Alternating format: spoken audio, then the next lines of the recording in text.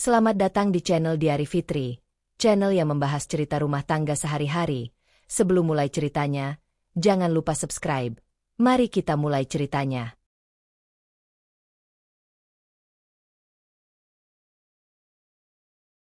Nita menyadari ada sesuatu yang berubah bukan dari sebuah pertengkaran, melainkan dari ketenangan yang terasa dipaksakan.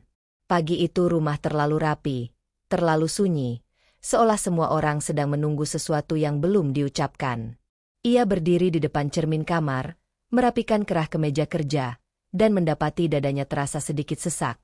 Perasaan yang sama yang dulu muncul setiap kali keluarganya menyembunyikan keputusan besar darinya. Di ruang makan, Arif sudah duduk dengan ponsel di tangan, kopi hitam yang hampir tak disentuh. Suaminya itu mengangkat wajah saat Nita masuk, tersenyum cepat, senyum yang rapi dan efisien. Bukan senyum hangat yang biasa ia terima setelah bertahun-tahun menikah. "Aku dapat tugas keluar kota 3 hari, kata Nita, membuka pembicaraan dengan suara yang sengaja dibuat ringan. "Presentasi proyek." Mendadak. Arif mengangguk tanpa bertanya. "Terlalu cepat." "Oh, ya sudah, berangkat saja. Urusan kerja memang begitu," jawabnya, nyaris seperti mengulang kalimat yang sudah disiapkan. Tidak ada jeda, tidak ada kekhawatiran kecil yang biasanya muncul. Siapa yang akan menemani, kapan kembali, apakah perlu diantar. Ketika Arif kembali menunduk ke ponselnya, jantung Nita berdenyut lebih keras. Ia menunggu satu pertanyaan, satu komentar yang menandakan kehadirannya berarti. Tidak ada. "Mas?" panggilnya, lebih pelan. Arif mengangkat kepala lagi. "Iya." "Tidak apa-apa, aku pergi," tanya Nita. Pertanyaan itu terdengar sepele, tapi baginya syarat makna. Apakah ia dirindukan, atau justru ditinggalkan tanpa beban? "Tidak apa-apa," jawab Arif. "Cepat." "Aku baik-baik saja." Kata-kata itu menempel di benak Nita seperti debu yang sulit disapu.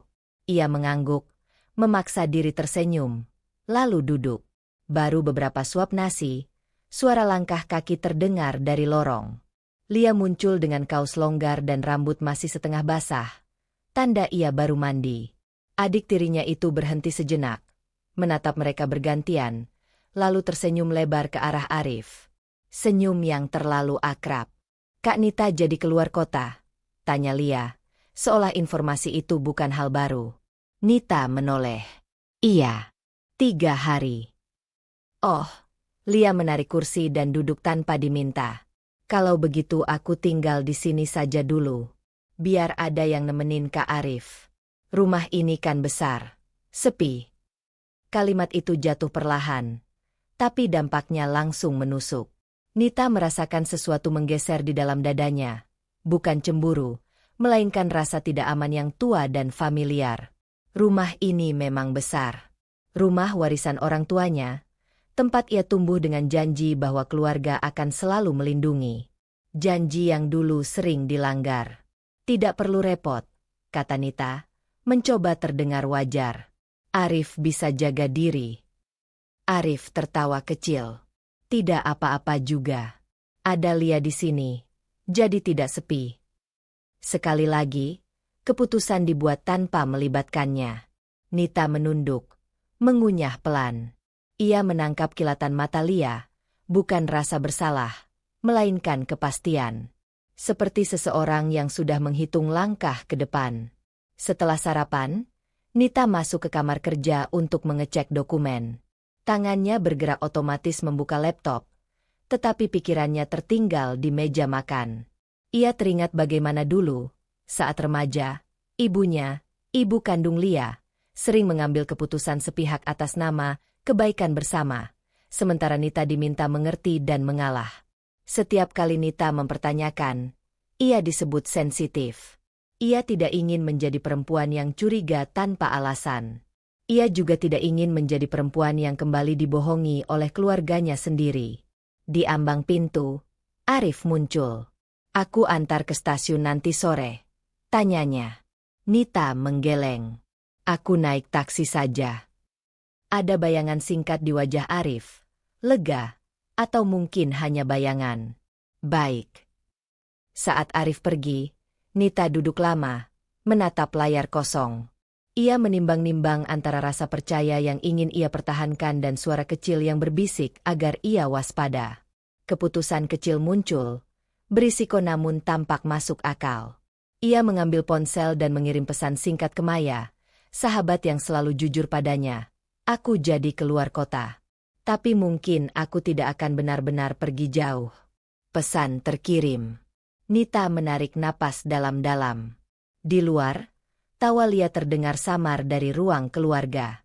Untuk pertama kalinya pagi itu, Nita merasa ia tidak sedang meninggalkan rumah, melainkan sedang diuji oleh rumah itu sendiri.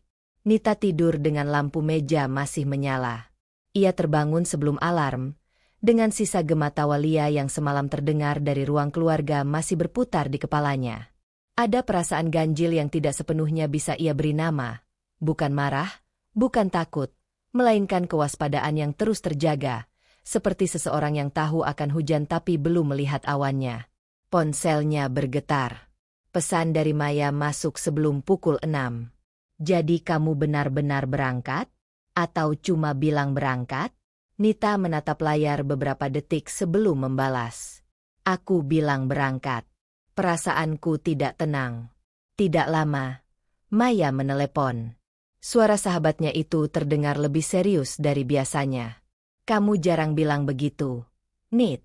Kalau kamu bilang tidak tenang, biasanya ada alasannya. Nita bangkit dan duduk di tepi ranjang. Aku mungkin cuma capek. Arif baik-baik saja. Lia juga cuma ingin bantu.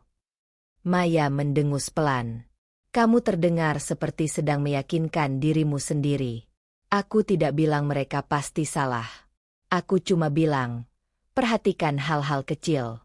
Orang jarang berubah besar-besaran. Mereka bocor lewat detail. Kalimat itu menempel di kepala Nita. Detail. Ia mengucapkan terima kasih dan menutup telepon, meski perasaan gelisahnya justru bertambah. Maya bukan orang yang suka menghasut.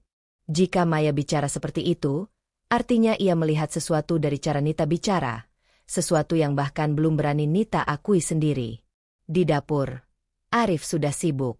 Ia menyiapkan sarapan lengkap, telur mata sapi dengan sisi kuning masih lembut, roti panggang hangat, dan segelas jus jeruk segar. Pemandangan yang jarang terjadi di hari kerja. Pagi, kata Arif ceria. Aku bangun lebih awal. Kupikir kamu perlu makan enak sebelum perjalanan. Nita berhenti di ambang pintu. Ada rasa hangat yang seharusnya muncul, tapi justru tergantikan oleh kehati-hatian. Arif menatap piring dengan telaten, bahkan menarikan kursi untuknya. Kamu baik sekali hari ini, ujar Nita, setengah bercanda. Arif tersenyum. Salah ya suami bersikap baik? Bukan salah, jawab Nita cepat. Hanya jarang. Arif tertawa kecil, lalu mencondongkan badan. Aku tahu akhir-akhir ini kamu sibuk. Aku cuma ingin kamu tenang pergi. Tenang, kata itu lagi.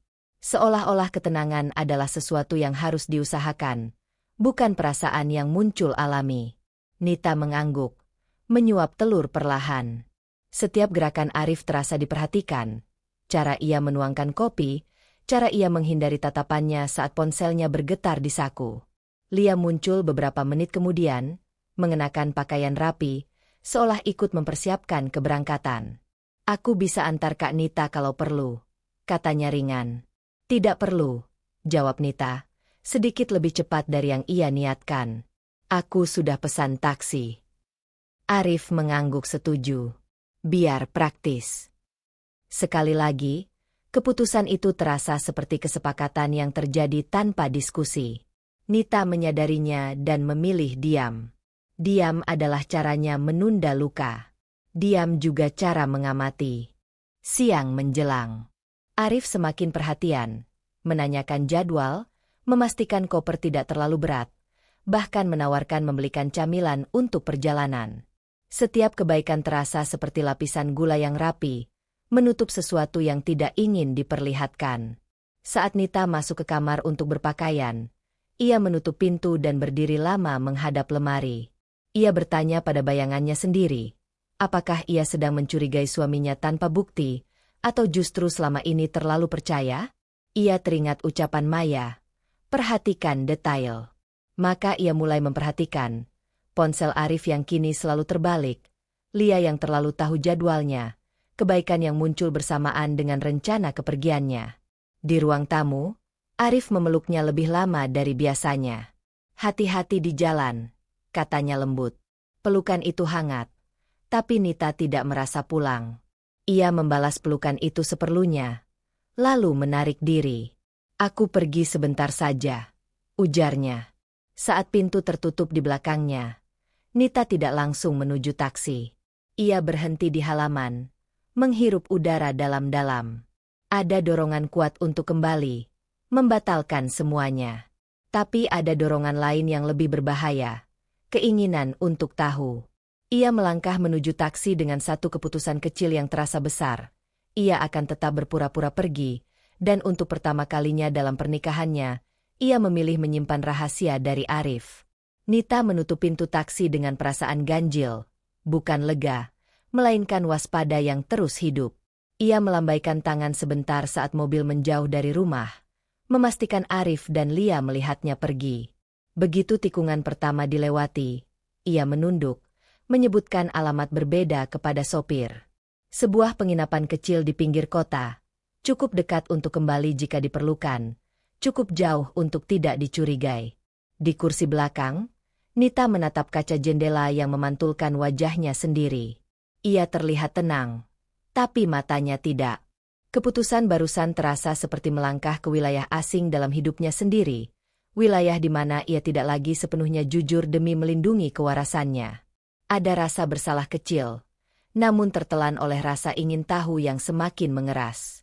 Penginapan itu sederhana, dengan lorong panjang dan bau sabun lantai yang menyengat. Nita memilih kamar di lantai 2, dekat jendela. Setelah menaruh koper, ia duduk di tepi ranjang, ponsel di tangan, menimbang-nimbang apakah ia akan memberi kabar pada Arif. Ia akhirnya hanya mengirim pesan singkat. Sudah sampai. Aku istirahat dulu. Balasan Arif datang cepat. Syukurlah. Jaga diri. Kata-kata itu terdengar tepat, tapi tidak menenangkan. Nita meletakkan ponsel dan menatap langit-langit.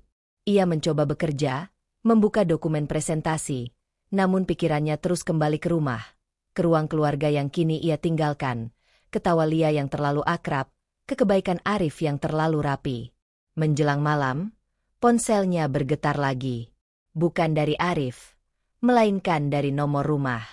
Nama Pak Suryo muncul di layar. Tetangga lama itu jarang menelepon kecuali ada hal penting. Halo, Pak, jawab Nita, duduk tegak. Nita, suara Pak Suryo terdengar ragu, seolah menimbang apakah ia perlu bicara.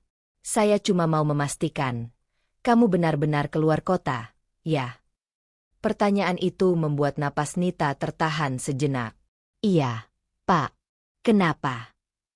Tidak apa-apa, jawab Pak Suryo cepat, tapi jeda setelahnya terlalu panjang. Cuma, barusan saya lihat mobil Arif keluar rumah. Sudah malam. Biasanya dia jarang keluar setelah jam 9. Kata-kata itu jatuh satu persatu, berat dan terukur. Nita memejamkan mata.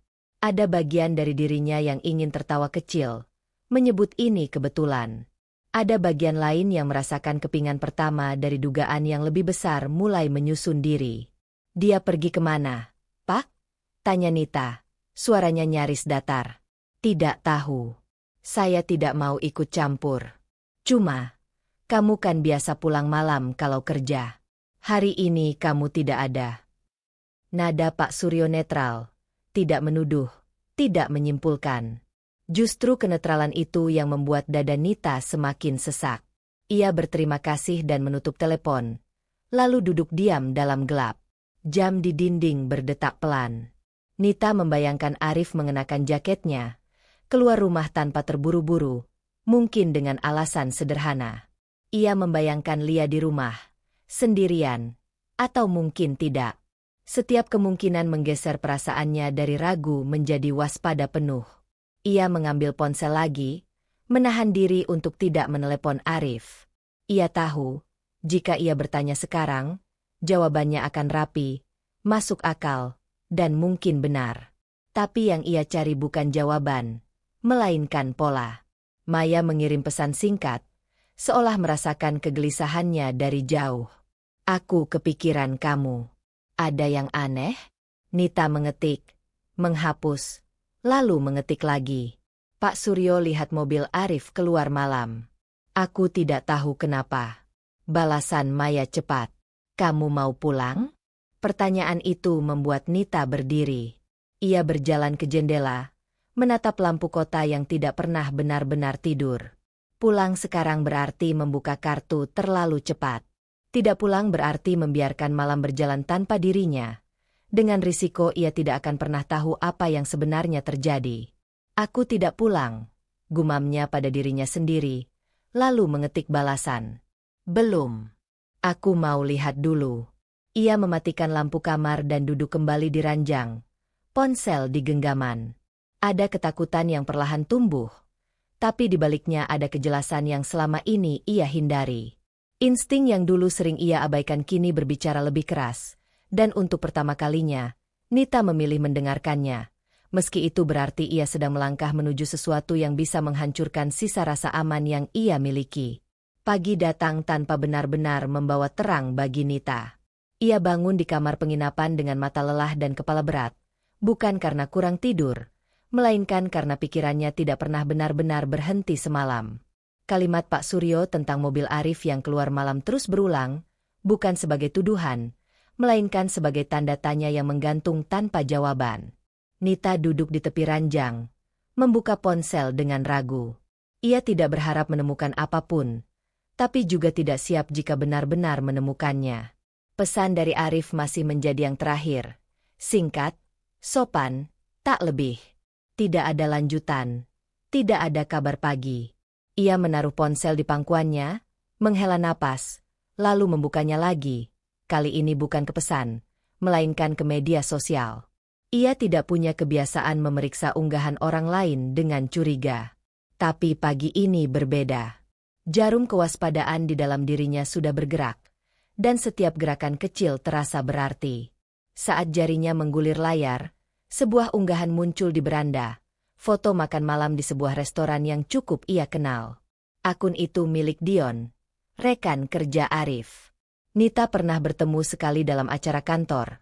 Sekilas saja, cukup untuk mengenali wajah dan namanya. Dion bukan teman dekatnya, tapi cukup sering muncul dalam cerita Arif tentang pekerjaan. Selalu digambarkan sebagai orang yang ramah dan tidak banyak berpikir. Foto itu menampilkan meja makan dengan beberapa hidangan, cahaya hangat, dan senyum-senyum santai. Keterangan fotonya singkat. Makan malam bareng keluarga kecil. Akhirnya bisa kumpul. Jantung Nita berdetak lebih cepat. Ia memperbesar foto itu perlahan, teliti, seolah takut gerakan terlalu cepat akan mengubah apa yang ia lihat. Arif duduk di salah satu sisi meja. Wajahnya jelas, senyum yang ia kenal, senyum yang biasanya ia berikan di rumah. Di sampingnya, ada seorang perempuan yang hanya terlihat sebagian wajahnya. Rambut panjang, lurus, cara duduknya miring sedikit ke arah Arif. Mirip Lia. Tidak ada penanda nama. Tidak ada tag. Tapi insting Nita langsung bekerja, menghubungkan potongan-potongan yang belum utuh. Tangannya bergetar kecil saat ia memperbesar lagi, memperhatikan detail. Anting kecil yang sering Lia pakai, potongan lengan baju yang pernah ia lihat di rumah. Belum tentu, bisiknya pada diri sendiri. Ia menurunkan ponsel dan berdiri, berjalan mondar-mandir di kamar sempit itu. Retakan itu muncul, bukan ledakan, bukan kehancuran, melainkan garis tipis yang memanjang di dinding kepercayaannya. Ia belum jatuh, tapi ia tahu, dinding itu tidak lagi utuh. Nita kembali duduk, memaksa diri untuk berpikir pelan. Dion menulis, keluarga kecil. Kata itu menimbulkan rasa asing yang menyakitkan. Jika itu makan malam kantor, mengapa disebut keluarga? Jika itu keluarga, di mana posisi Nita? Ia membuka kolom komentar. Beberapa ucapan santai dari teman-teman Dion, tidak ada yang terasa mencurigakan. Tidak ada klarifikasi, tidak ada penjelasan. Dion jelas tidak berniat membuka apapun. Unggahan itu terlalu polos untuk disebut jebakan. Justru itulah yang membuatnya berbahaya. Dorongan pertama Nita adalah menelepon Arif, menanyakan dengan nada biasa tapi penuh tekanan. Dorongan kedua adalah mengirim pesan pada Lia. Keduanya sama-sama berisiko. Ia tahu, sekali ia membuka mulut, ia tidak akan bisa menarik kembali kecurigaan yang terlanjur keluar. Ia memilih menahan diri. Menahan diri bukan hal baru bagi Nita. Sejak kecil, ia terbiasa mengamati lebih dulu sebelum bereaksi, belajar dari keluarga yang sering menyembunyikan kebenaran di balik alasan manis. Ia tidak ingin menjadi perempuan yang menuduh tanpa pegangan, meski dadanya terasa sesak menahan kemungkinan terburuk. Nita mengambil tangkapan layar foto itu, lalu menyimpannya di folder tersembunyi. Keputusan kecil, tapi terasa berat. Ia sadar, sejak detik itu, ia tidak lagi hanya menduga, ia mulai mengumpulkan. Ponselnya bergetar. Pesan dari Arif masuk. "Sarapan sudah? Jangan lupa makan." Kalimat itu membuat matanya panas. Perhatian yang datang tepat setelah ia melihat foto itu terasa seperti ironi yang kejam. Ia membalas singkat, "Sudah. Aku mau meeting sebentar." Kebohongan kecil lagi. Ia mencatatnya dalam hati, bukan untuk menyesali, melainkan untuk mengingat sejauh apa ia sudah melangkah. Menjelang siang, Nita keluar dari penginapan dan duduk di kafe kecil dekat situ. Ia memilih meja di pojok, membuka laptop tanpa benar-benar bekerja. Di sela suara cangkir dan percakapan asing, ia memikirkan satu hal, kepercayaannya pada Arif belum hancur, tapi sudah tidak utuh. Dan sesuatu yang retak, jika terus ditekan, tidak akan kembali seperti semula. Ia menatap layar ponsel sekali lagi, ke foto yang kini tersimpan rapi. Keputusan kecil berikutnya terbentuk pelan-pelan, berisiko namun terasa perlu. Ia tidak akan menghapus apapun, dan ia tidak akan bertanya, "Belum." Ia akan mengamati, membiarkan mereka bergerak seperti biasa, sementara ia berdiri satu langkah di belakang, cukup dekat untuk melihat, cukup jauh untuk tidak terlihat. Nita tiba di depan rumah saat malam sudah sepenuhnya jatuh. Lampu teras menyala seperti biasa, terang yang seharusnya memberi rasa pulang, namun malam itu justru terasa asing.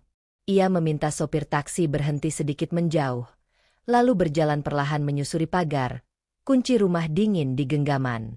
Setiap langkahnya seperti menekan denyut jantung yang semakin cepat, bukan karena takut ketahuan, melainkan karena ia tahu apapun yang akan ia dengar di dalam, tidak bisa lagi ditarik kembali. Ia membuka pintu tanpa suara. Rumah menyambutnya dengan keheningan singkat yang menipu, hening yang terlalu rapi, seolah sesuatu baru saja berhenti bergerak. Nita berdiri di ruang tamu, membiarkan matanya menyesuaikan dengan cahaya lampu yang temaram. Aroma makanan masih menggantung di udara, hangat dan baru, bukan aroma rumah kosong yang ditinggalkan seharian. Ia melangkah pelan, melepas sepatu di dekat pintu, kebiasaan yang selalu ia jaga. Dari kejauhan, sebuah suara meluncur samar, lalu semakin jelas saat ia bergerak ke arah lorong. Tawa. Tawa perempuan. Ringan. Tanpa beban. Tawa Lia. Nita berhenti. Kakinya terasa berat, seolah lantai berubah menjadi sesuatu yang lengket. Suara itu datang dari arah kamar tamu, ruangan yang biasanya kosong, jarang dipakai kecuali jika ada keluarga menginap. Ruangan yang kini pintunya tertutup rapat. Ia menelan ludah. Rasa dingin menjalar dari tengkuk ke punggung, seperti seseorang yang baru menyadari bahwa ia berdiri terlalu dekat dengan tepi jurang. Bagian dari dirinya ingin berbalik, menutup pintu, dan pergi seolah ia tidak pernah pulang. Bagian lain memaksanya tetap diam, mendengar lebih banyak, memastikan bahwa telinganya tidak sedang mempermainkannya. Tawa itu disusul suara laki-laki, lebih pelan, tidak sepenuhnya jelas. Nita tidak bisa memastikan itu suara Arif, tapi nadanya familiar. Terlalu familiar. Ia memejamkan mata sejenak.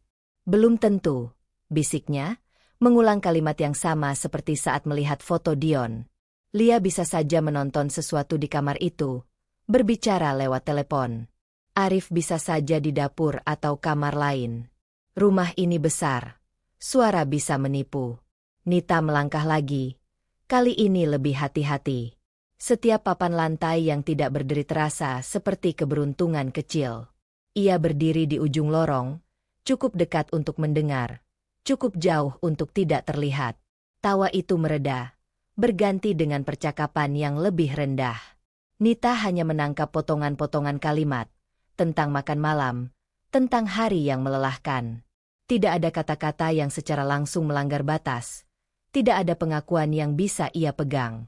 Justru itulah yang membuatnya lebih menyakitkan. Segalanya berada di wilayah abu-abu, tempat di mana kebenaran bisa bersembunyi dengan aman.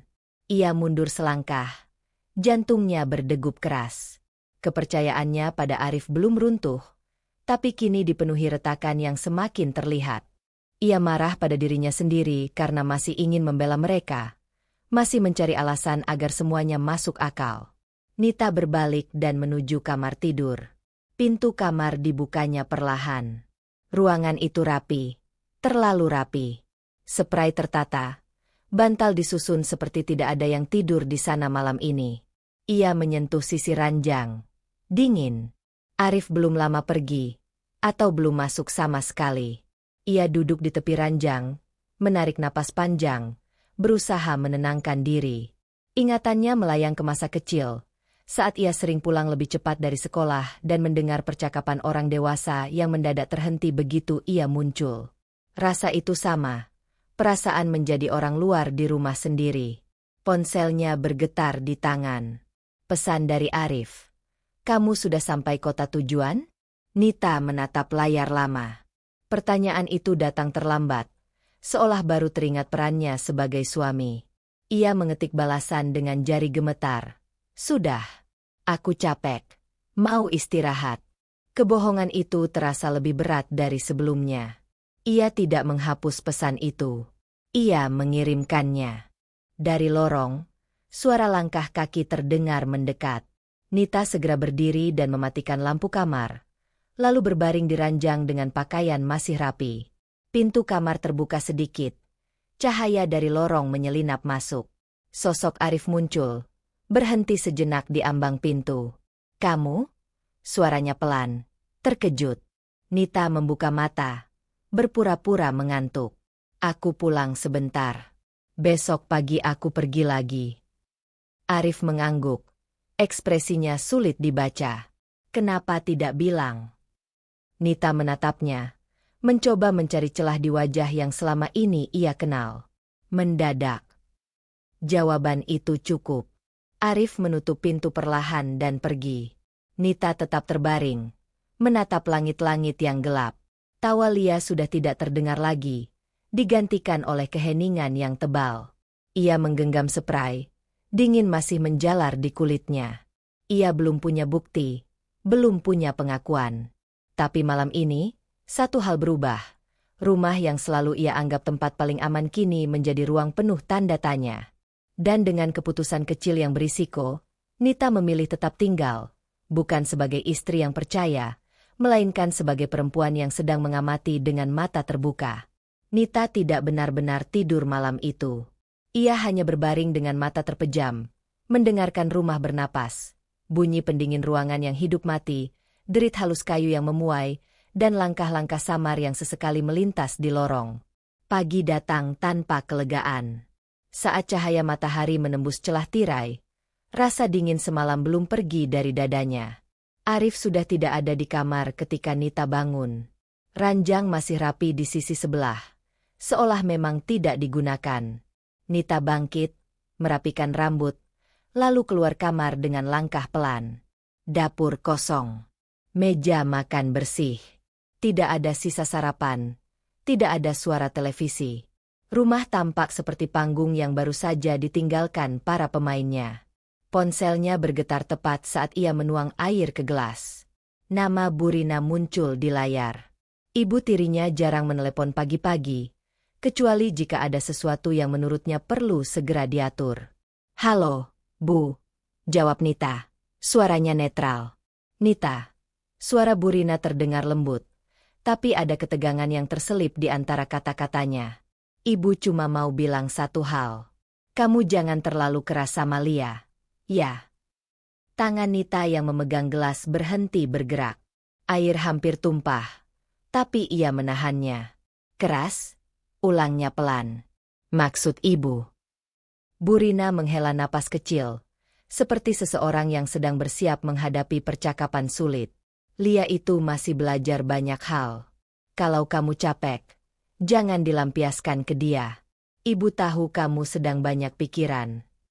Kalimat itu datang terlalu cepat, terlalu tepat sasaran. Seolah Bu Rina sudah menyiapkan pembelaan untuk sesuatu yang bahkan belum dituduhkan. Nita menelan ludah.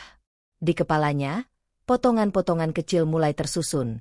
Telepon ini, tawa semalam, foto makan malam, mobil yang keluar malam hari.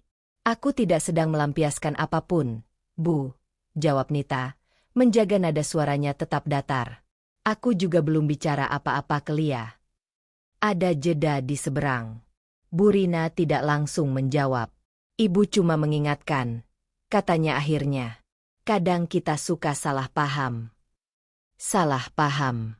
Kata itu lagi. Nita teringat betapa sering kata itu digunakan di masa lalu untuk menutup percakapan yang seharusnya dibuka. Ia memejamkan mata sejenak, menahan dorongan untuk bertanya lebih jauh. Ibu dapat kabar dari siapa? Tanya Nita, pelan tapi tegas.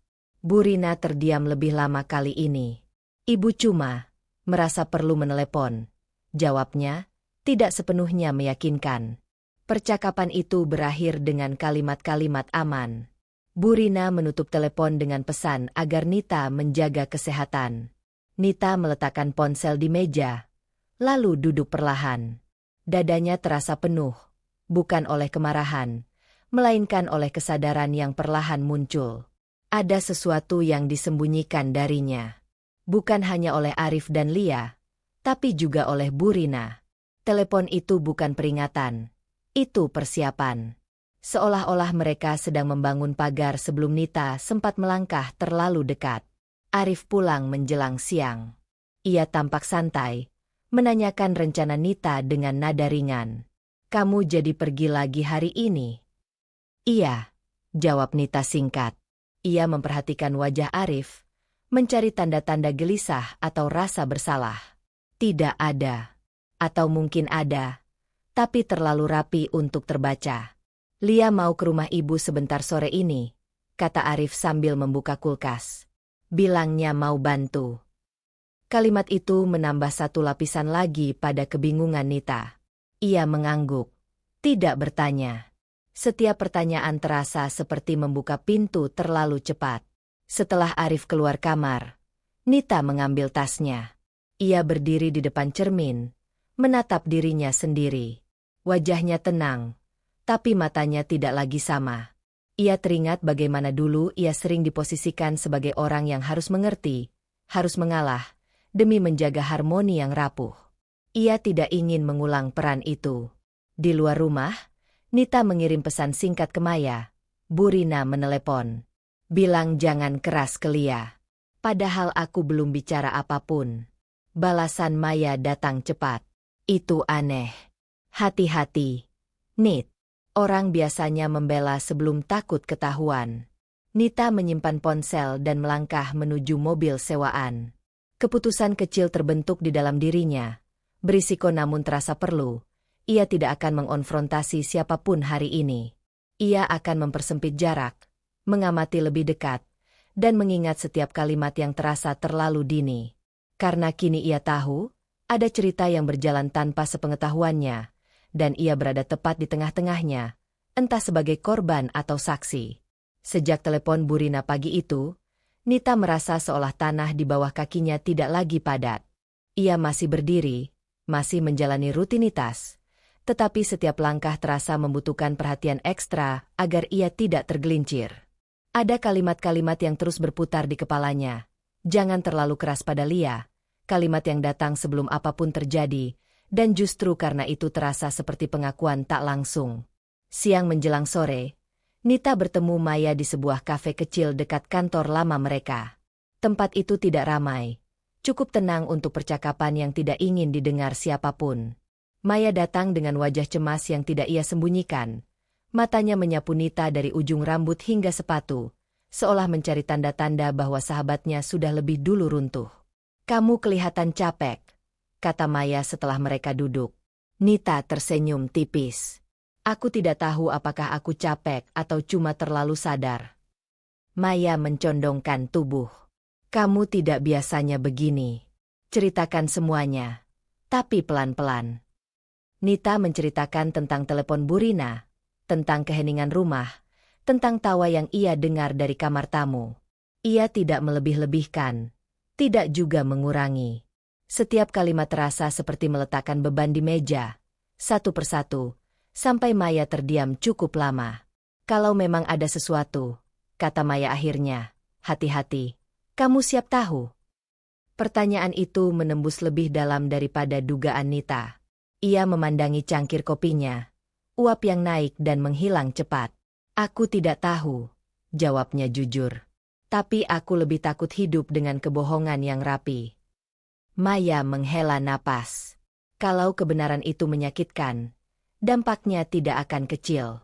Kamu bisa kehilangan rasa aman di rumahmu sendiri. "Aku sudah kehilangannya," kata Nita pelan. Sore itu mereka berpisah dengan pelukan yang lama. Maya menggenggam tangan Nita sejenak sebelum pergi.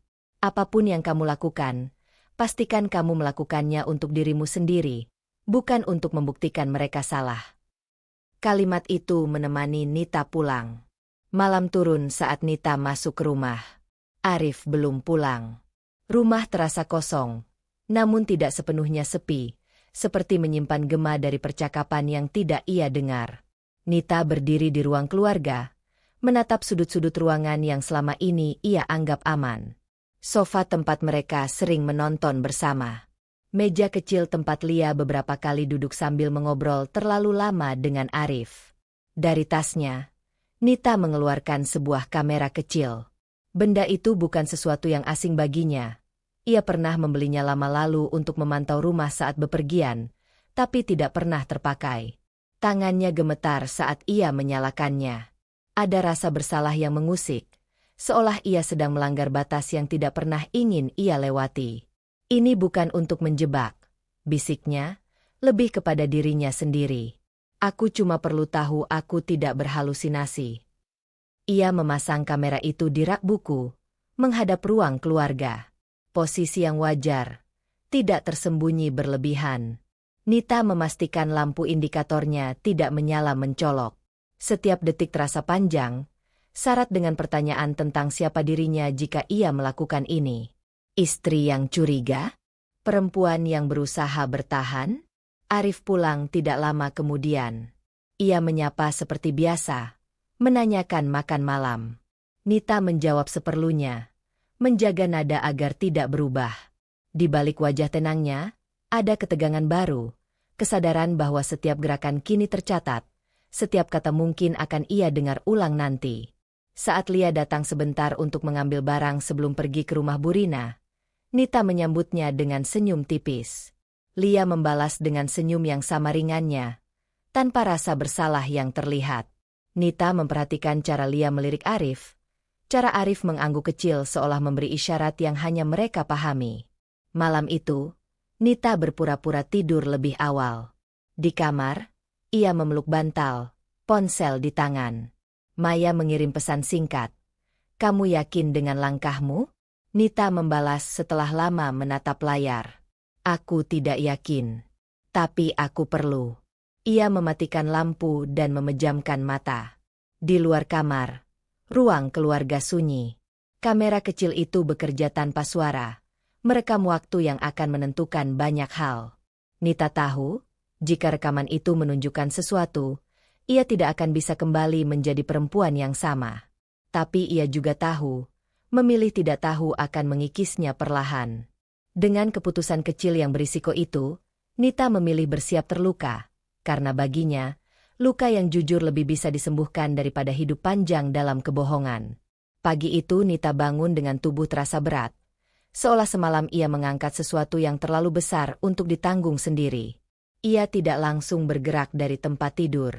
Cahaya matahari menyusup lewat celah tirai, memantul di dinding kamar yang selama ini ia anggap tempat paling aman. Pikirannya tertuju pada ruang keluarga, pada kamera kecil yang bekerja diam-diam semalaman. Ia menunggu sampai rumah benar-benar sepi. Arif berangkat lebih pagi dari biasanya. Pamit singkat tanpa mencium keningnya. Lia tidak terlihat. Hanya setelah pintu depan tertutup dan suara mobil menjauh, Nita bangkit. Setiap langkah menuju ruang keluarga terasa seperti mendekati keputusan yang tidak bisa dibatalkan. Kamera kecil itu masih di tempatnya. Nita mematikannya, lalu membawa perangkat itu ke kamar. Ia duduk di tepi ranjang, menautkan kamera ke ponsel. Tangannya gemetar halus. Ada bagian dari dirinya yang berharap rekaman itu kosong. Tidak ada apa-apa selain ruang yang sunyi, pembuktian bahwa semua kecurigaannya hanyalah bayangan dari luka lama. Rekaman dimulai dari sore kemarin. Ruang keluarga tampak biasa. Beberapa menit pertama tidak menunjukkan apapun yang berarti. Nita hampir bernapas lega. Lalu Lia masuk ke dalam bingkai. Adik tirinya itu duduk di sofa, membuka ponsel, menunggu. Beberapa menit kemudian Arif menyusul, meletakkan kunci di meja, lalu duduk terlalu dekat. Tidak ada sentuhan. Tidak ada gerakan yang bisa langsung dituding. Tapi jarak di antara mereka lebih pendek dari yang seharusnya. Mereka mulai berbincang. Suara mereka tertangkap jelas, cukup dekat dengan kamera. Kalau kamu tinggal di sini terus, capek juga, kata Lia sambil tersenyum kecil. Tapi ya, ini rumah kita. Kata itu jatuh pelan, tapi menghantam keras. Rumah kita. Nita menahan napas. Ia menatap layar, seolah berharap kata itu akan berubah jika ia menontonnya lebih lama. Arif tidak membantah. Ia tersenyum, mengangguk ringan. Iya, rumah kita. Yang penting nyaman. Tidak ada tawa keras. Tidak ada bisikan mesra. Justru ketenangan itulah yang menghancurkan. Cara mereka berbicara bukan seperti tamu dan tuan rumah. Bukan pula seperti ipar dan kakak ipar. Itu adalah bahasa dua orang yang merasa memiliki ruang yang sama, tanpa merasa perlu meminta izin. Percakapan berlanjut, tentang hal-hal kecil, makan malam, pekerjaan, rencana akhir pekan. Tapi setiap kata terasa melewati batas yang tidak terlihat. Mereka membicarakan rumah itu seolah Nita hanya bagian dari jadwal, bukan pemilik, bukan istri, bukan kakak. Nita menghentikan rekaman. Tangannya menutup mulut, menahan suara yang hampir keluar. Dadanya terasa sesak, bukan karena cemburu semata, melainkan karena sebuah kesadaran yang perlahan menancap. Pengkhianatan ini bukan datang dari satu arah. Ia menunduk, bahunya bergetar. Air mata jatuh satu persatu ke spray, tanpa isak, tanpa suara. Ia menangis dengan cara yang paling sunyi, seperti seseorang yang tidak ingin dunia tahu bahwa ada sesuatu yang patah di dalam dirinya. Yang paling menyakitkan bukanlah Arif menyebut rumah itu miliknya juga. Yang paling melukai adalah Lia, adik tiri yang tumbuh di bawah atap yang sama, merasa berhak atas ruang yang Nita jaga selama ini. Luka lama tentang keluarga yang memilih sisi lain kembali terbuka, kali ini dengan bentuk yang lebih dewasa dan lebih kejam. Nita menyeka air mata dengan punggung tangan. Ia tidak ingin meratap. Ia ingin mengerti. Ia memutar kembali bagian itu, sekali lagi, memastikan ia tidak salah dengar. Kata-kata itu tetap sama. Tidak ada ambiguitas. Ia menaruh ponsel di sampingnya dan memandang kosong ke depan. Kepercayaannya pada Arif tidak runtuh seketika. Ia masih mengenali pria yang menikahinya, masih memahami bagaimana ego dan kenyamanan bisa menyesatkan. Tapi batas moral, garis yang seharusnya tidak dilewati, sudah hancur. Ponselnya bergetar. Pesan dari Maya masuk, seolah merasakan gelombang yang sampai dari kejauhan. Kamu sudah lihat? Nita mengetik lama sebelum membalas. Iya. Tidak ada sentuhan. Tapi ada kata. Balasan Maya datang cepat. Kata-kata bisa lebih jujur dari tindakan. Nita menutup percakapan itu. Ia belum siap berbagi lebih banyak. Ia perlu waktu untuk berdiri kembali. Sore itu, Nita menyimpan rekaman di 2 tempat berbeda. Keputusan kecil, tapi penuh konsekuensi. Ia tidak tahu kapan atau apakah ia akan menggunakannya. Yang ia tahu, ia tidak akan menghapusnya. Saat matahari mulai turun, Nita berdiri di depan cermin. Wajahnya pucat, matanya merah, tapi tatapannya lebih tajam dari sebelumnya. Ia menyadari satu hal, ia tidak lagi hanya mengamati. Ia kini memegang kebenaran yang belum diucapkan. Dengan napas yang lebih teratur, Nita mengambil tasnya dan bersiap keluar kamar. Ia belum akan mengonfrontasi siapapun. Tapi sejak hari itu, setiap langkahnya akan dihitung, setiap kata akan ditimbang. Karena ia tahu, rumah yang disebut rumah kita itu sedang menjauh darinya, dan ia harus memutuskan apakah akan merebutnya kembali atau pergi dengan harga diri yang masih utuh. Sejak pagi, Nita bergerak dengan ketenangan yang terasa asing bahkan bagi dirinya sendiri. Tidak ada lagi tangis yang menekan dada. Tidak ada getar di tangan saat menuang kopi. Emosi yang semalam mengamuk kini mengendap, mengeras, seperti air yang membeku di dalam gelas. Ia menyadari sesuatu telah berubah, bukan hilang, tapi berpindah bentuk.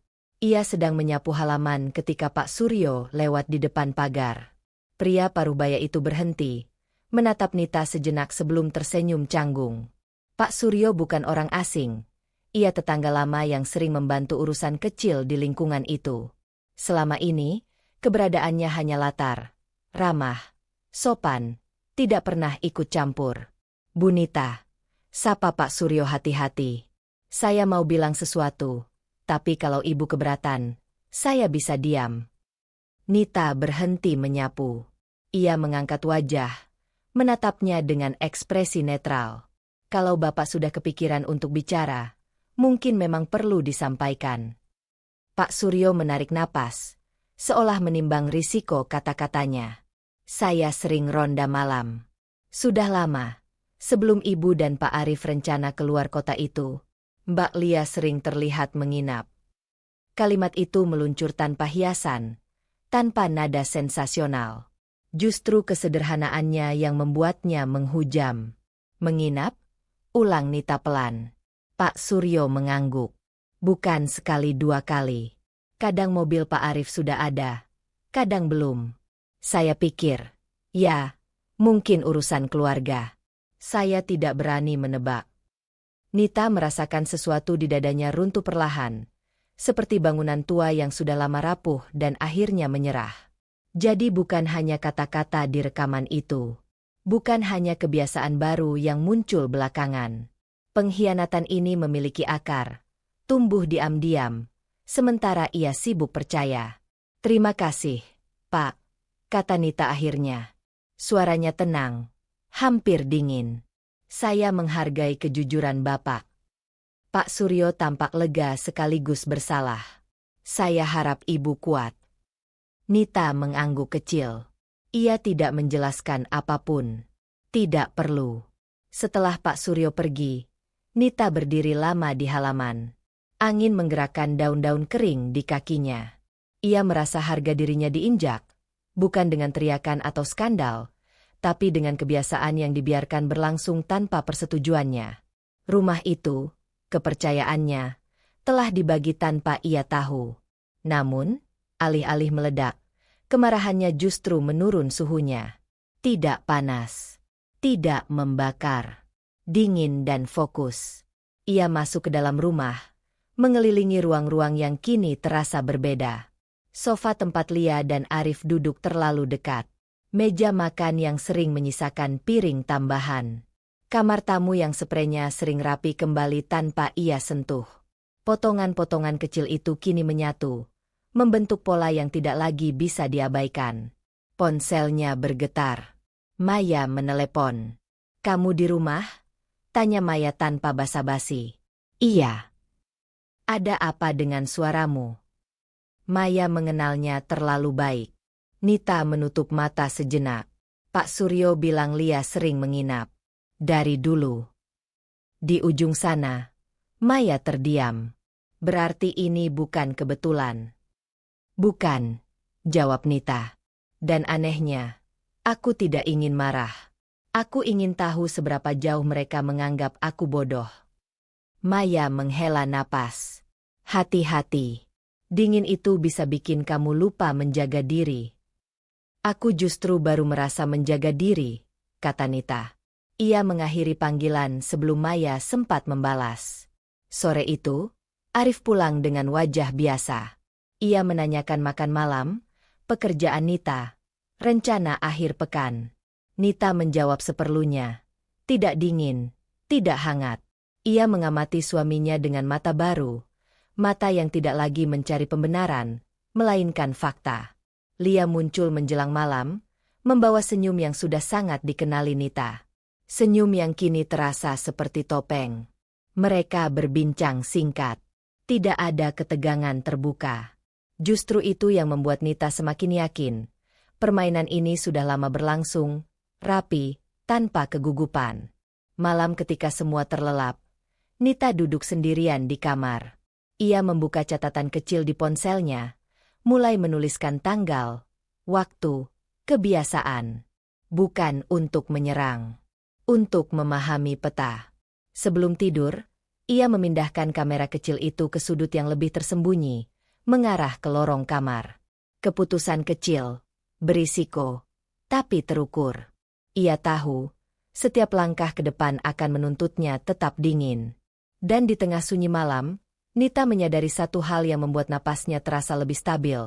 Pengkhianatan yang lama tersembunyi tidak lagi membuatnya ragu pada dirinya sendiri. Kini, yang dipertaruhkan bukan hanya pernikahan, melainkan bagaimana ia memilih berdiri saat kebenaran sepenuhnya membuka wajahnya. Dingin yang semalam menenangkan Nita belum mencair ketika pagi datang. Ia bangun dengan kepala jernih, tapi dada terasa padat, bukan oleh amarah, melainkan kewaspadaan. Keputusan kecil yang ia ambil semalam membuatnya sadar, hari ini ia harus bicara. Bukan untuk menuduh, untuk menguji. Ia memilih waktu yang tampak paling aman. Siang hari, saat rumah terang dan Lia belum pulang. Arif sedang duduk di meja makan, menatap layar ponsel sambil menyeruput kopi. Wajahnya tampak santai, seolah tidak ada beban yang menggantung di udara.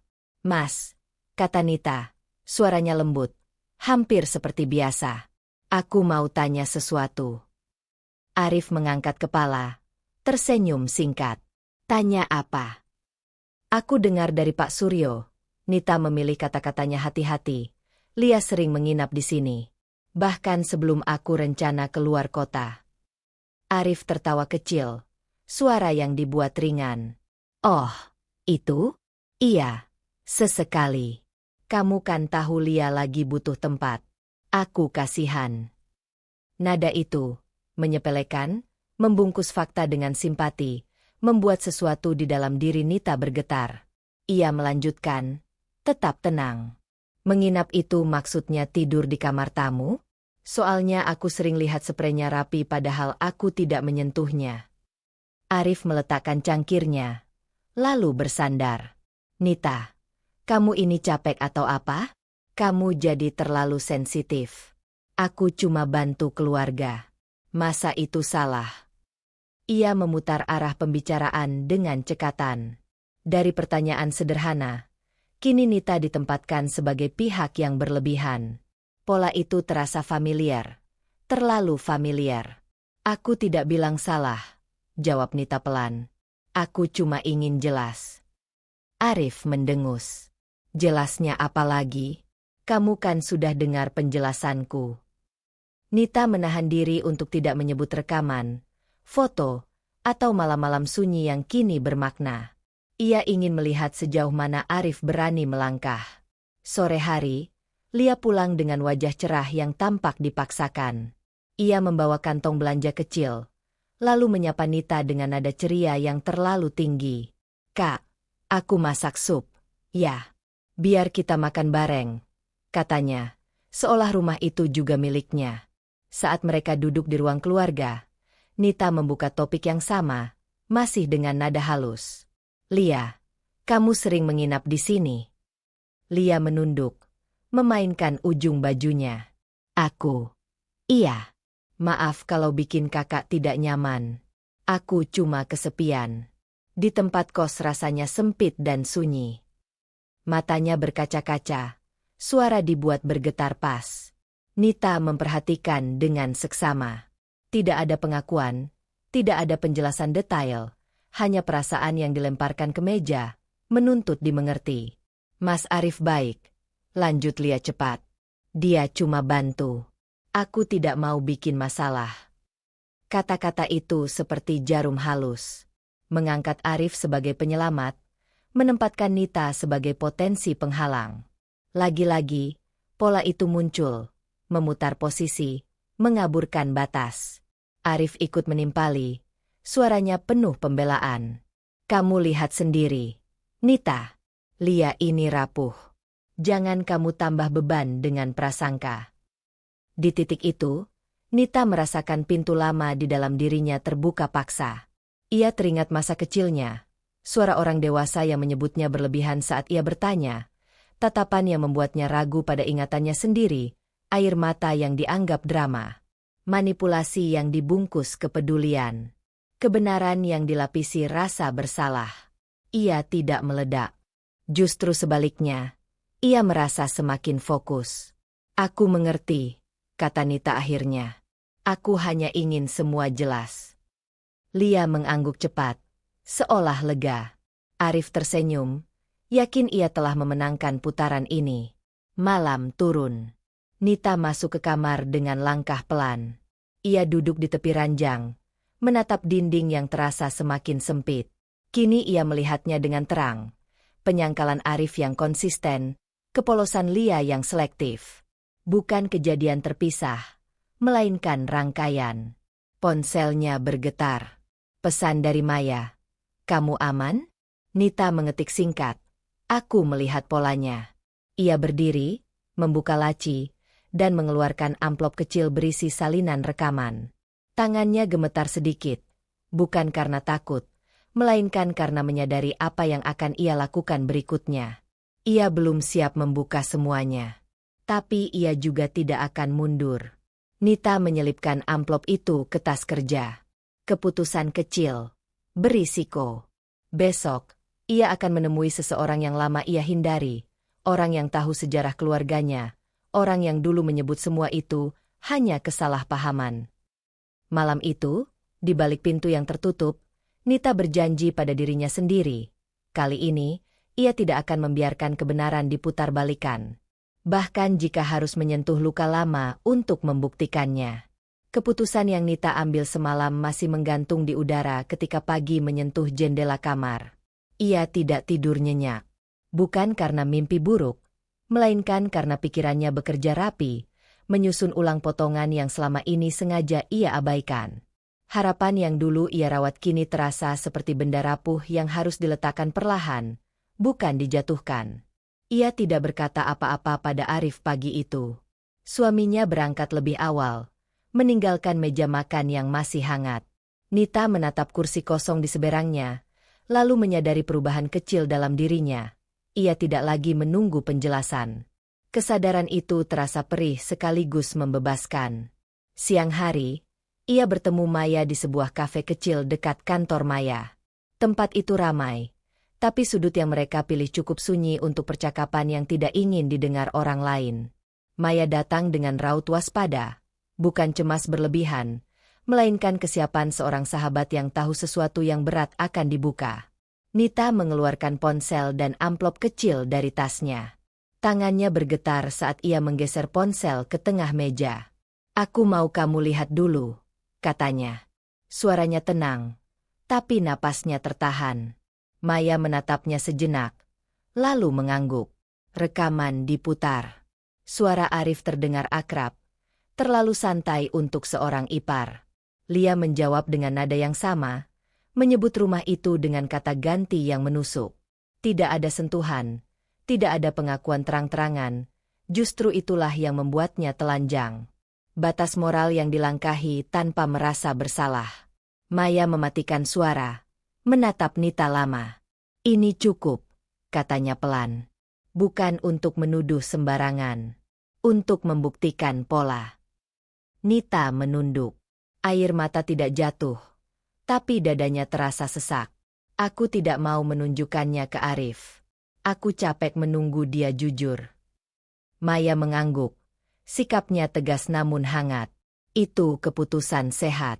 Kalau kamu bawa ini ke dia sekarang, yang kamu dapat cuma pembenaran baru. Ia meraih buku catatan kecil dari tasnya. Kita atur langkahnya. 2 jalur. Hukum dan emosional. Maya mulai menyebutkan hal-hal konkret. Menyimpan salinan rekaman di tempat aman, mencatat tanggal dan jam kejadian, mengamankan dokumen rumah yang atas nama Nita, menyiapkan saksi jika diperlukan. Setiap poin terasa seperti paku kecil yang menahan bangunan rapuh, agar tidak runtuh mendadak. Nita mendengarkan dengan saksama, merasakan perubahan dalam dirinya, dari korban yang bingung menjadi seseorang yang bersiap. Secara emosional, lanjut Maya, menatapnya lurus. Kamu harus berhenti berharap Arif berubah karena kebaikan hatinya. Kalau berubah, itu karena konsekuensi. Kalimat itu menghantam tepat sasaran. Nita mengangguk pelan. Ia teringat masa kecilnya. Bagaimana ia menunggu orang dewasa mengakui kesalahan, dan betapa sering penantian itu berujung sunyi. Ia tidak akan mengulang pola itu. Sore menjelang ketika mereka berpisah. Nita pulang dengan kepala lebih ringan, meski langkahnya terasa berat. Di rumah, suasana tampak biasa. Lia sedang di dapur, memasak, menyapa dengan senyum kecil. Arif belum pulang. Nita membalas sapaan itu dengan anggukan singkat, menjaga jarak yang kini terasa disengaja. Di kamar, Nita mengunci pintu. Ia membuka laptop dan mulai menyalin rekaman ke beberapa folder berbeda, menamainya dengan tanggal dan keterangan singkat. Setiap klik adalah pengakuan pada diri sendiri bahwa ia sedang melangkah maju, bukan menunggu diseret. Ponselnya bergetar. Pesan dari Arif. Kita makan bareng malam ini? Aku mau ngobrol. Nita membaca pesan itu lama. Dulu, kalimat itu akan menyalakan harapan. Kini, ia hanya merasakan kehati-hatian. Ia mengetik balasan singkat. Aku capek. Nanti saja. Keputusan kecil, tapi berisiko. Ia tahu penolakan itu bisa memicu reaksi, manis berlebihan atau dingin yang manipulatif. Namun untuk pertama kalinya, Nita memilih jarak sebagai perlindungan, bukan hukuman.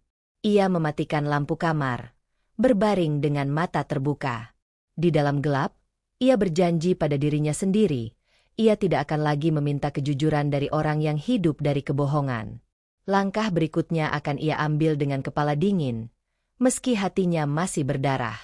Keheningan yang Nita bangun sebagai pelindung sejak kemarin mulai terasa rapuh ketika ponselnya berdering siang itu. Nama Burina muncul di layar. Nita menatapnya beberapa detik sebelum mengangkat, menyadari bahwa ada percakapan yang selama ini ia tunda, dan hari ini, penundaan itu berakhir. Nita, suara Burina terdengar dingin, tidak bertele-tele. Ibu dengar kamu jarang di rumah. Terlalu sibuk kerja sampai lupa keluarga. Kalimat itu menekan tepat di tempat yang sudah lama sakit. Nita berdiri di dekat jendela kamar, menatap halaman yang sunyi. Aku bekerja, Bu, jawabnya pelan. Seperti biasa. Biasa. Burina tertawa pendek. Sejak kamu menikah, kamu makin jauh. Lia butuh tempat. Arif butuh ditemani. Kamu malah sering pergi. Wajar kalau rumah jadi terasa kosong. Nada itu, menyalahkan tanpa bertanya, membuat napas Nita tertahan. Ia membiarkan beberapa detik berlalu, menimbang apakah ia akan kembali memilih diam. Namun sesuatu di dalam dirinya mengeras, seperti tanah yang lama terendam lalu mengering mendadak. Bu, katanya akhirnya, suaranya lebih tegas dari yang ia duga. Rumah itu bukan kosong. Aku yang ditinggalkan. Di ujung telepon, Burina terdiam sejenak, lalu berkata dengan nada menekan, jangan berlebihan. Kamu selalu begitu sejak kecil. Merasa paling kurang diperhatikan. Kalimat itu membuka pintu lama yang berderit. Nita teringat bagaimana ia selalu diminta mengalah, bagaimana kebutuhannya dianggap tidak mendesak, bagaimana Lia sering dilindungi atas nama lebih lemah. Luka pilih kasih yang selama ini ia simpan rapi kini menganga. Aku tidak merasa, Nita membalas, suaranya bergetar namun jelas. Aku mengalami. Dari dulu. Dan sekarang terulang lagi.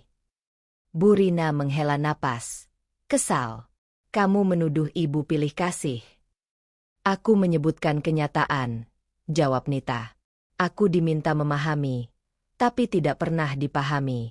Aku diminta sibuk mencari uang, tapi disalahkan karena tidak ada. Keheningan kembali menyelimuti percakapan. Nita menutup mata, merasakan panas di pelipisnya. Ia tidak sedang mencari pengakuan. Ia sedang menetapkan batas. Kamu seharusnya lebih lembut pada Lia, Bu Rina berkata akhirnya. Suaranya melemah tapi tetap mempertahankan posisi. Dia itu adikmu. Dan aku anakmu, Nita menimpali. Istri Arif. Pemilik rumah itu. Aku tidak akan terus mengorbankan diriku supaya orang lain merasa nyaman. Kalimat itu keluar tanpa rencana, tapi terasa tepat.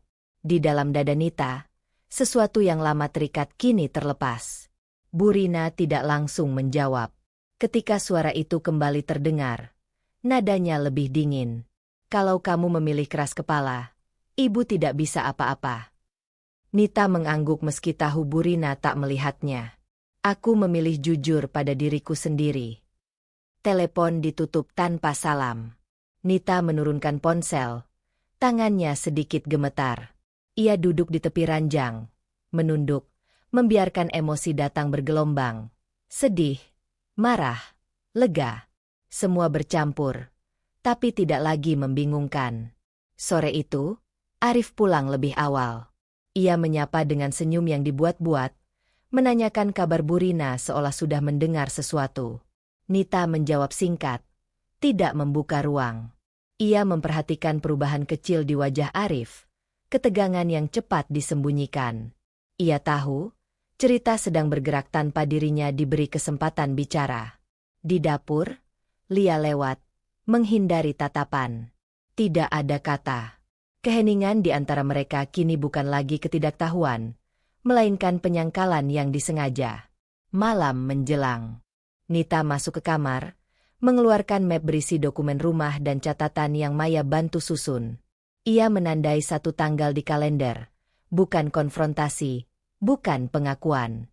Sebuah langkah administratif yang akan mengubah posisi. Keputusan Nita mengeras, bukan karena dendam, melainkan karena kelelahan yang akhirnya menemukan arah. Ia menatap pantulan dirinya di cermin, melihat perempuan yang tidak lagi meminta izin untuk dilukai. Ponselnya bergetar sekali lagi. Pesan singkat dari Bu Rina. Ibu kecewa. Nita menghela napas panjang, lalu meletakkan ponsel tanpa membalas. Ia tahu, kekecewaan itu akan dipakai sebagai tekanan berikutnya. Namun kali ini, ia memilih bersiap, karena ia tidak akan mundur dari keputusan yang baru saja ia ambil. Keputusan yang mengeras sejak kemarin membuat langkah Nita terasa lebih mantap, meski dadanya tetap berdenyut pelan. Pagi itu ia merapikan ruang keluarga, bukan untuk menyambut, melainkan untuk menutup kemungkinan kabur. Tirai dibuka agar cahaya masuk terang, meja dirapikan, kursi ditarik sejajar. Tidak ada sudut gelap untuk bersembunyi. Ia memanggil Arif lebih dulu. Suaminya datang dengan raut waspada yang berusaha ditutupi senyum. Ada apa? Tanyanya. Ringan, seolah ini obrolan biasa. Nita tidak menjawab. Ia hanya menunjuk kursi. Lia menyusul beberapa menit kemudian. Wajahnya pucat, mata sembab seperti orang yang kurang tidur. Ia berdiri ragu di ambang pintu, lalu melangkah masuk ketika Nita menatapnya tanpa ekspresi. Duduk, kata Nita singkat. Nada itu membuat Lia patuh. Keheningan menggantung. Nita berdiri di dekat televisi, punggungnya lurus. Di dalam kepalanya, suara masa lalu mencoba masuk. Ragu, takut, harap. Ia menolaknya dengan napas yang teratur. Ia tidak datang untuk meminta apapun. Aku mau kita dengar sesuatu, kata Nita akhirnya. Tidak ada kemarahan di sana. Hanya ketegasan. Ia menekan tombol play. Suara itu memenuhi ruang. Arif, santai dan akrab. Lia, lembut dan yakin. Kalimat-kalimat yang dulu hanya menggores kini berdiri telanjang. Rumah kita, kata Lia dalam rekaman, diikuti tawa kecil Arif yang menyetujui. Setiap detik seperti paku yang ditancapkan pelan-pelan. Tidak ada darah muncrat, tapi rasa sakitnya pasti. Nita mematikan rekaman ketika hening kembali menelan ruangan. Ia tidak menatap mereka. Ia menatap titik di dinding, memastikan suaranya tetap stabil. Itu saja. Arif bereaksi lebih dulu. Ia bangkit setengah berdiri, lalu duduk lagi, gelisah. Nita, ini diambil di luar konteks, katanya cepat. Kamu tahu aku sering bercanda. Lia lagi rapuh. Aku cuma berusaha bikin dia merasa aman. Kata-kata itu mengalir lancar, seolah sudah dilatih. Arif menyebut niat baik, menyebut tanggung jawab, menyebut kesalahpahaman. Ia bahkan menyinggung kesibukan Nita, bagaimana ia sering pergi, bagaimana rumah terasa sepi. Semua disusun rapi, mengarah ke satu titik, pembenaran. Nita mendengarkan tanpa memotong. Dulu, ia akan masuk di sela-sela, membantah, meminta kejelasan. Kini ia memilih diam, membiarkan Arif menghabiskan amunisinya sendiri. Setiap alasan yang keluar terasa semakin jauh dari inti. Lia mulai menangis. Tangannya menutup wajah. Bahunya bergetar. Aku salah, Kak, katanya di sela isak. Aku kesepian. Aku tidak bermaksud merebut apapun. Aku cuma butuh ditemani. Tidak ada penyangkalan. Tidak ada protes. Tangisan itu bukan pengakuan penuh, tapi juga bukan bantahan. Nita merasakan pergeseran kecil di dalam dirinya, bukan kepuasan, melainkan kesedihan yang dingin. Batas moral telah runtuh tanpa perlu sentuhan. Berhenti, kata Nita pelan. Satu kata, cukup untuk menghentikan arus. Arif terdiam. Lia menurunkan tangan, matanya merah. Aku tidak memutar rekaman ini untuk mendengar alasan, lanjut Nita. Aku memutarnya supaya tidak ada lagi yang memintaku meragukan diriku sendiri. Ia akhirnya menatap mereka. Tatapannya tenang, hampir asing bagi Arif. Aku sudah berhenti berharap kamu jujur, Mas. Dan aku tidak membutuhkan air mata untuk mengerti. Arif menelan ludah. Jadi apa maumu? Pertanyaan itu menggantung. Nita merasakan detak jantungnya menguat, bukan karena takut, melainkan karena langkah berikutnya akan mengubah segalanya. Namun ia menahan diri. Ini belum waktunya menyebutkan akhir. Aku butuh kalian tahu satu hal, katanya. Mulai hari ini, aku tidak akan bernegosiasi dengan kebohongan. Ia mengambil ponsel dari meja, memasukkannya ke tas. Aku akan mengambil langkahku. Kalian ambil milik kalian. Arif hendak bicara lagi, tapi Nita mengangkat tangan. Gerakan kecil, tegas. Cukup. Keheningan kembali jatuh, lebih berat dari sebelumnya. Lia terisak pelan, tidak menyangkal apapun. Arif duduk kaku, wajahnya mengeras. Ego yang terluka mulai mencari bentuk baru. Nita melangkah pergi menuju kamar. Setiap langkah terasa seperti melepaskan lapisan lama dari kulitnya. Di balik pintu yang tertutup, ia bersandar sejenak, mengatur napas. Ia tahu konfrontasi ini bukan akhir. Justru ini permulaan dari gelombang yang lebih besar. Reaksi, tekanan, upaya membalikkan cerita. Ponselnya bergetar di dalam tas. Ia tidak membukanya. Ia memilih menunggu.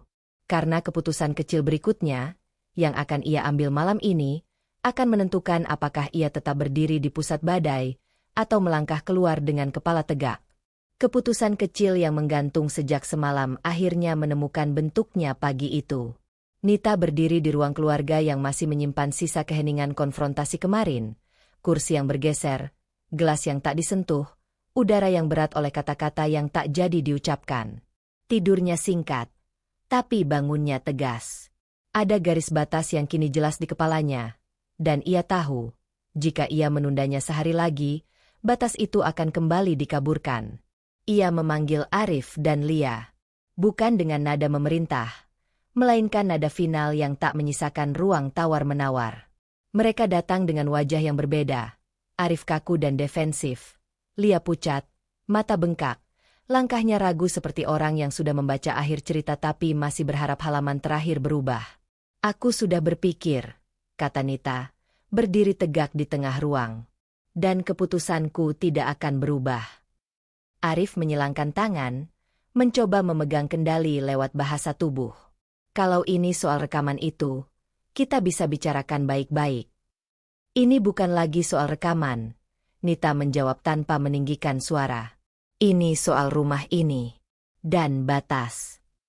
Ia membuka map yang sudah ia siapkan sejak malam, salinan sertifikat, dokumen yang menunjukkan kepemilikan sah atas nama dirinya. Ia tidak mengacungkannya seperti senjata, hanya meletakkannya di meja, sejajar dengan pandangan mereka. Bukti yang tenang seringkali lebih menyakitkan daripada teriakan. Mulai hari ini, lanjut Nita, kalian tidak tinggal di sini. Kalimat itu jatuh bersih, tanpa getar.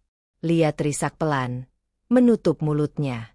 Arif tertawa pendek, tawa yang lahir dari ketidakpercayaan dan marah yang tertahan. Kamu serius? Katanya, suaranya meninggi. Ini rumah kita. Tidak. Nita menatapnya lurus. Ini rumahku. Arif melangkah maju satu langkah. Kamu tidak bisa begitu saja. Aku bisa, potong Nita. Dan aku akan. Marah Arif meledak, bukan sebagai ledakan besar, melainkan gelombang yang mengeras. Kamu pikir kamu kuat sekarang? Kamu pikir ini akan mudah? Kamu sedang menghancurkan kenyamanan kita semua. Kenyamanan. Kata itu menggema di kepala Nita. Ia menyadari, bagi Arif, yang hilang bukan cinta, bukan kepercayaan, melainkan kendali. Jadwal yang ia atur, rumah yang ia nikmati, perempuan yang ia mainkan perannya. Semua itu runtuh di depan mata. Yang kamu sebut kenyamanan, kata Nita pelan, adalah kebohonganku yang kamu manfaatkan. Arif membalas dengan tudingan lama, kesibukan Nita, ketidakhadirannya, rumah yang terasa sepi. Semua argumen yang sudah ia dengar, kini terdengar usang. Nita tidak lagi membela diri. Ia hanya mengulang satu hal. Kalian pergi hari ini. Lia akhirnya berbicara.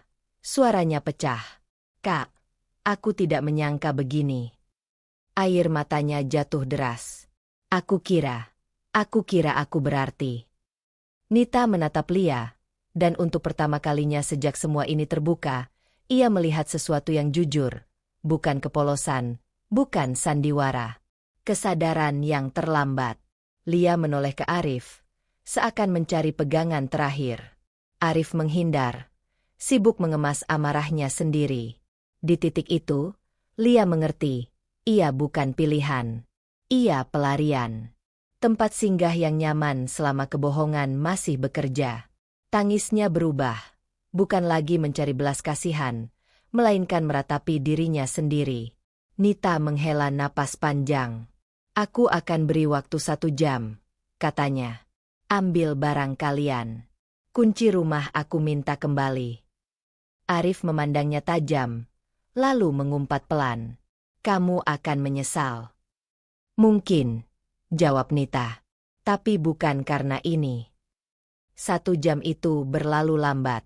Suara koper diseret. Pintu lemari dibuka tutup. Langkah yang mondar-mandir. Nita berdiri di dapur, menuang air, tangannya tenang. Setiap suara adalah pengingat bahwa ia sedang mengakhiri satu fase hidupnya, bukan dengan teriakan, melainkan keteguhan. Ketika mereka keluar, Arif melempar kunci ke meja, keras. Lia menunduk, tidak berani menatap. Nita mengambil kunci itu, merasakannya dingin di telapak tangan. Simbol kecil, tapi bermakna besar. Pintu tertutup. Sunyi mengisi rumah. Nita berdiri sendirian di ruang keluarga yang kini terasa lebih luas, atau mungkin lebih kosong. Ia duduk perlahan, membiarkan tubuhnya merasakan dampak. Ada duka, ada lega, ada takut yang menyelinap. Semua sah. Ponselnya bergetar. Pesan dari Burina masuk singkat dan tajam. Nita tidak membukanya. Ia tahu tekanan berikutnya akan datang. Telepon, tudingan, upaya membalikkan cerita. Ia bangkit, mengganti kunci pintu, satu persatu. Keputusan kecil yang berisiko, namun perlu. Malam turun. Nita berdiri di depan pintu, mendengarkan rumahnya bernapas. Ia belum selesai berperang, itu ia tahu. Tapi untuk pertama kalinya, ia berdiri di wilayahnya sendiri, dengan batas yang jelas. Dan besok, ia akan menghadapi gelombang berikutnya dengan pijakan yang tidak lagi goyah.